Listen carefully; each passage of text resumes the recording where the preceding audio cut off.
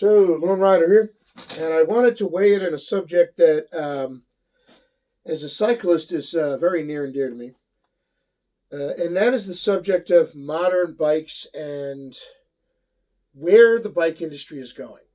Um, there's enough bikes in the world that I think even if they were to stop manufacturing new bikes and just maintain existing stocks of tires and inner tubes and stuff like that, that uh, most of us who are already into cycling would be able to keep riding for years.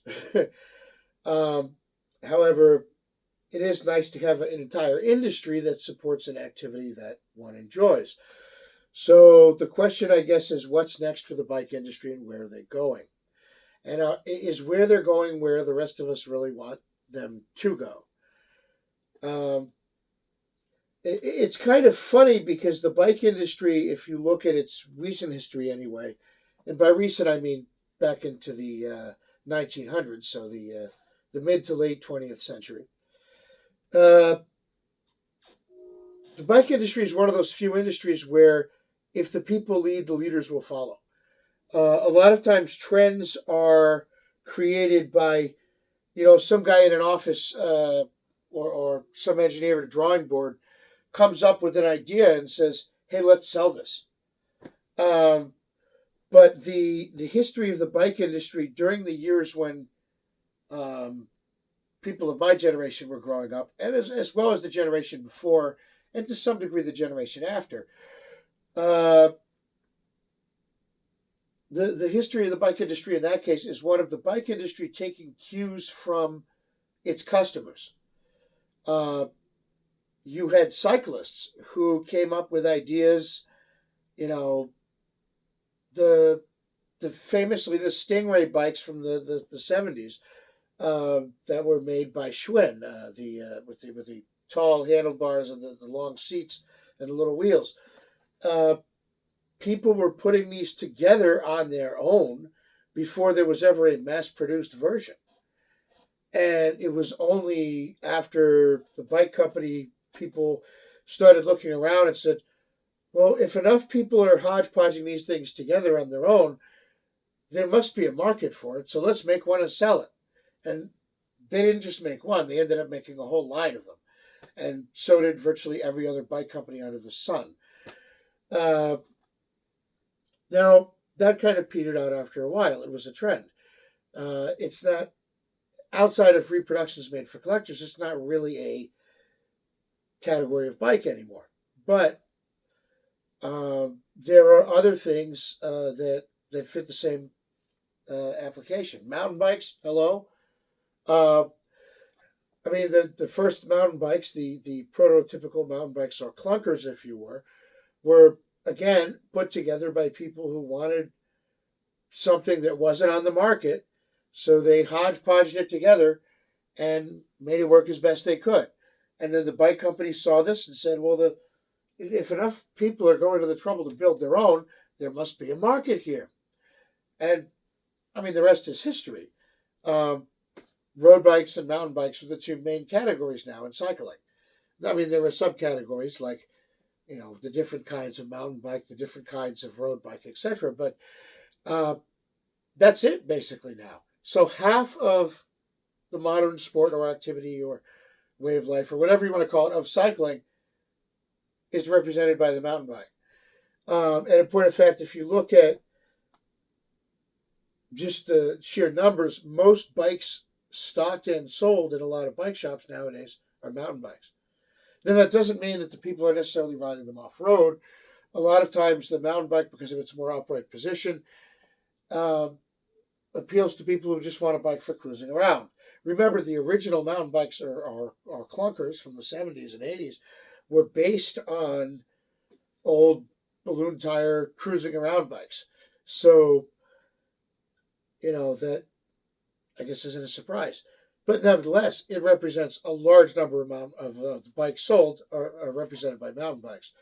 Uh, and that's not to diminish road cycling. But, in road cycling, we have our own uh, history of innovations, if you will, that were driven by the customers rather than by some guy at a desk trying to market a gimmick.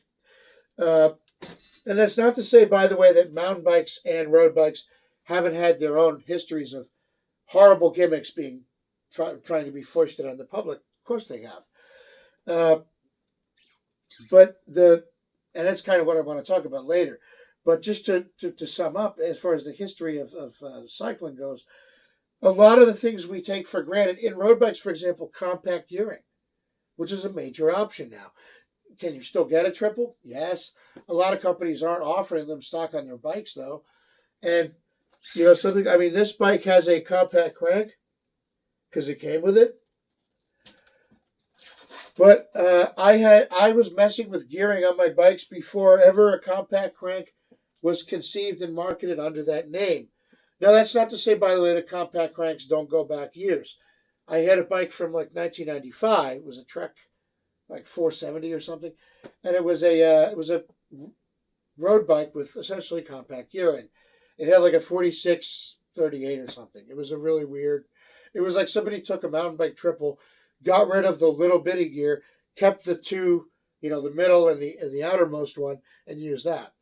Um, and I still have those cranks, and they have different gears on the cranks now, but the cranks themselves are on a bike that I hand braced that I made for myself. Um, but yeah, compact gearing is now it's a big thing. But guys like me were messing with our gearing for a while. Yeah, I remember back when road bike gearing was 5242, and then I remember when it went to 5339. And there were some guys like myself who were like, "Hey, what about 5239? Keep the slightly smaller big ring, and then go to the newer, smaller inner ring," which in effect was a form of compact gearing. Now it only shaved off one tooth, but you know, then there were guys like myself who put 48 rings on there. We could. The 50 was not a common size prior to compact gearing being manufactured specifically, but you could find 48 tooth big rings, and you could find slightly smaller, um, inner rings if you went to a different bolt size. If you have got a cranks with a let's say Shimano cranks with a 130 bolt circle diameter, I think those only go down to like 38, and 39 is really the smallest you're going to find on the market. You go into any random bike shop or look online, 39 is a lot more common than 38. So you might be able to go down just a touch smaller, but that's about it. However, you can go down a lot smaller on the outside for the big one. So even with just standard 130 Shimano cranks, you could put a 48 on the outside. So 48 and then 39. Now, what you could also do is what guys like me have done in the past is get some old 110 cranks. Before 110 became synonymous with compact road cranks, it was synonymous with inexpensive bikes.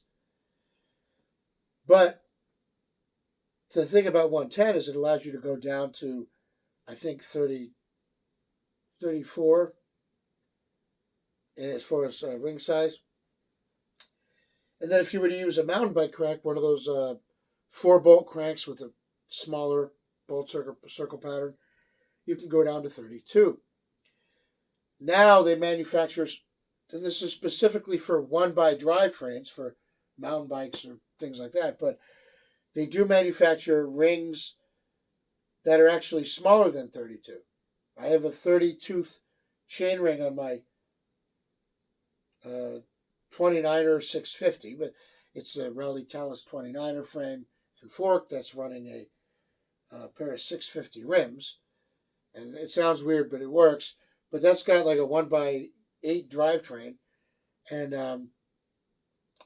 I wanted a smaller front cog because I only had one front gear. So, uh, and the way they got around that is there's no back to the chainring bolts. Normally there's the threaded part and the nut. In this case, the chainring bolts just thread through the back of the crank arm right into the chainring, which is the holes in the chainring are threaded, in other words. So you just got to reverse your bolts, do away with the nuts, and thread it in from the back, and that allows you to have like the smallest possible chainring you could have. Uh, so they've tweaked gearing for both mountain bikes and road bikes, but guys like us were tweaking gearing long before the manufacturers ever thought of marketing a compact crank. They might have been out there, like the example of that Trek 470 or whatever it was from the early 1990s.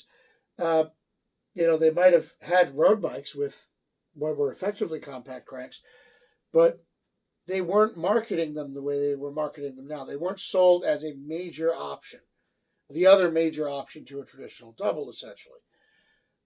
Basically, this has been marketed as the replacement for a triple. And I'm not saying there's not benefits to triples. I rode a triple for years. But my triple was a weird setup. Again, back to tweaking gearing.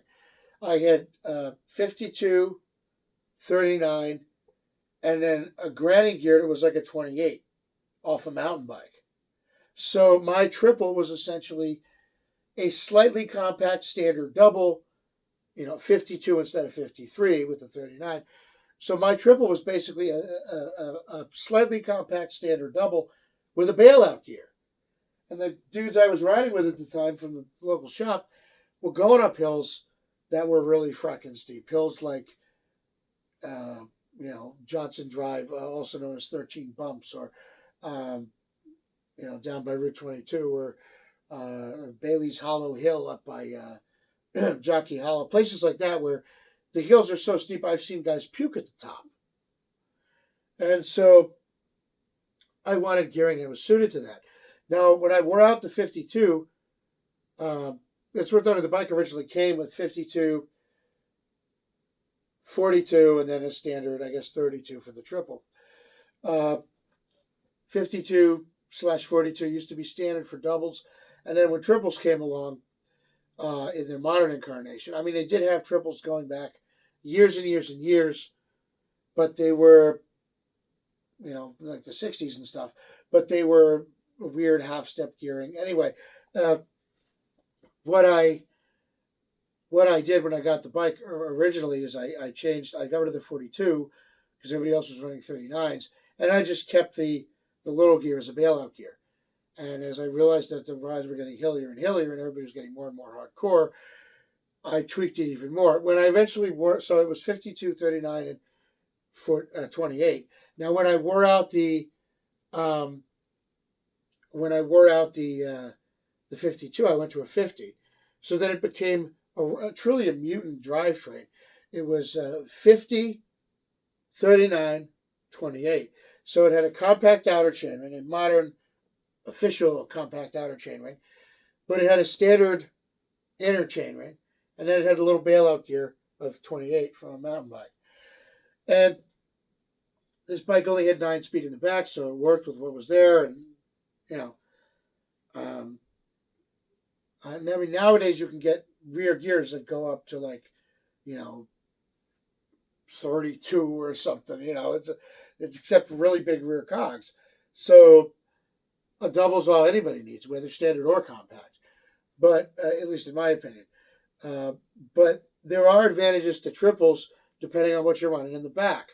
And I wouldn't have been able to do some of these rides if I didn't have a triple. So yes, they're heavier. Yes, they're more mechanically complex. Yes, they're a pain in the butt to work on. But and of course, worst of all, they don't look cool like the racers' bikes. Like anybody should care about that. Well, back then I did. I mean, when you're young, you care about stupid stuff sometimes. I wanted my bike to have the aesthetic of what the racers had. Now I just want to be able to get up the next hill and see what's around the next bend. But I do still care about aesthetics. I just also care a little bit more about function. So at this point, I'm like, I don't really like. I'm not really all that concerned with somebody who looks at my bike and what they think.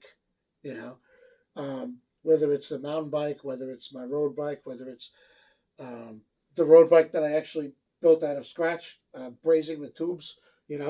How many people could say that? Now, so just bug off. But the thing is, I think we all have our own sense of what looks pleasing to the eye or what looks cool. And the double for so long has been the exclusive purview of, if you were a really, really fast guy, or if you were a racer, you got a double. And if you wanted a regular bike for just recreational riding, you got sold a triple. That was the way it was for literally like 20 years and 30 years. And the way it's in some ways is now, it's just now you get a standard double or a compact double. But at least the compact looks more like the regular double. I think that, as well as the mechanical simplicity, is part of its selling point. Don't get me wrong, two gears are better than three in terms of maintaining them, working on them, and ease and smoothness of shifting. The more gears you put up front, the worse your chain line is going to be in extreme positions, the worse your, maintenance is going to be, setting it up is going to be harder. It's more likely for something to break. And it's just, it's another step in the process. So simpler is better, which, explains the appeal, I think, of not only the compact crank, but also the one-by drivetrains on mountain bikes, etc. Also, you do save a little bit of weight, although it's negligible. However, here's this. I think a lot of it has to do with aesthetic. In mountain biking, for example, single speeds are very popular amongst some quarters, but not everybody wants one or can ride one, frankly.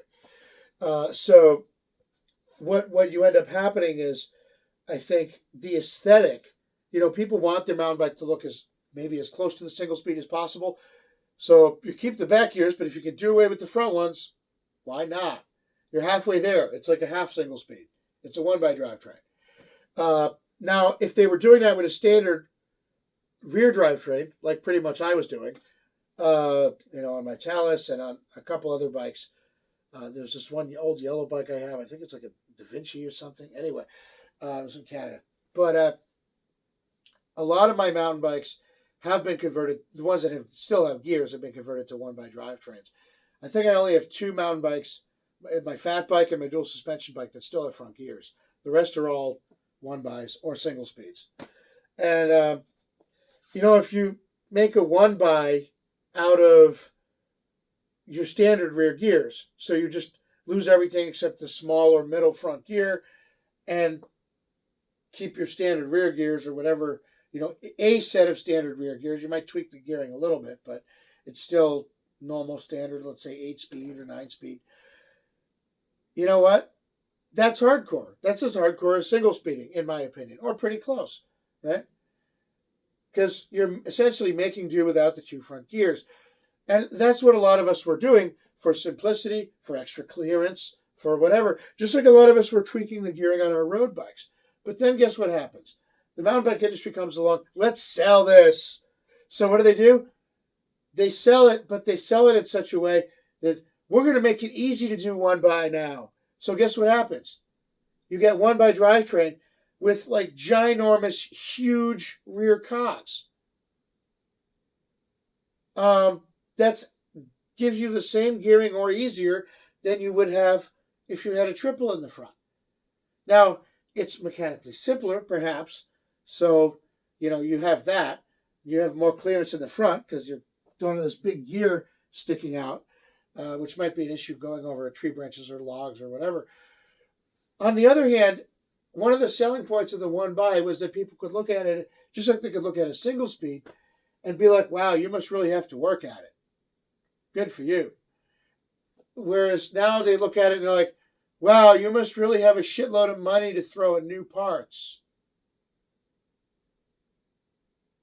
Yeah, that's the difference. Okay, it went from something that guys like me created in their garage to something that just is sold to people, and it's designed in such a way that actually makes it easier than it would be if you didn't even have a one. And so, now, don't get me wrong. I think these things are cool, and I think mechanically they're very interesting.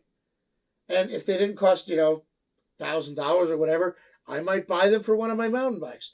But then I think about it, I'm like, I don't need it. I mean, frankly, my Talus 29er has the single front chainring, the 30 tooth, and in the back it's got standard gears. They go up to whatever mountain bike gears go up to, standard 8-speed.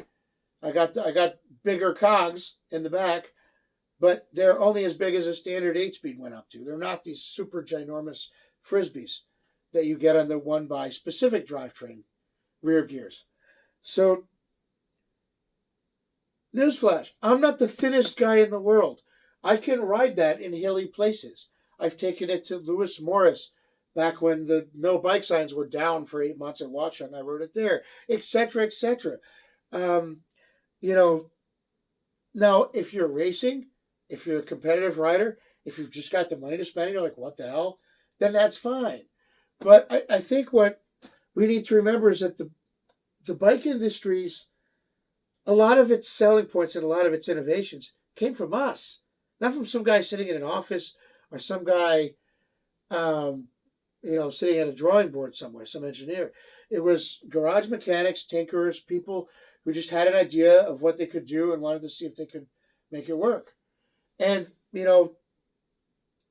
uh, that really, I think, is something that's important to keep in mind when you look at where the bike industry is going.